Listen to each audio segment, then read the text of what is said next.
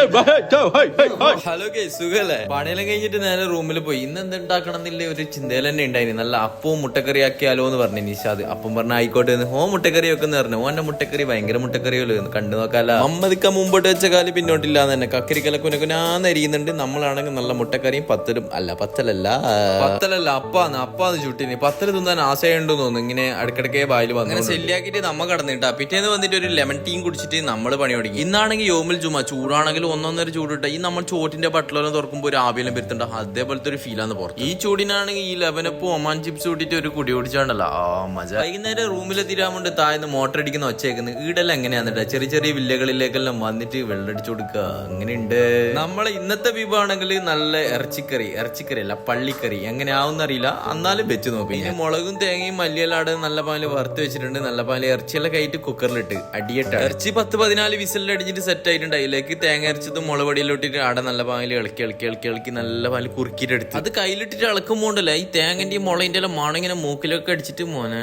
നല്ല ചൂട് പൊറോട്ട ഈ കറിന്റെ ആ ഗ്രേവിയും ഇറച്ചിയിലും കൂട്ടിട്ട് തിന്നുമ്പോണ്ടല്ലോ എന്തോ ഒരു പാങ്ങെന്ന് വെച്ചിട്ടുണ്ടെങ്കിൽ എന്തോ ഒരു പാങ്ങ്. ആ ഗ്രേവി ഉണ്ടല്ലോ ആ എരിഞ്ഞ് കൂട്ടുമ്പോണ്ടല്ലോ മോനെ മജ അൽഹംദുലില്ലാ.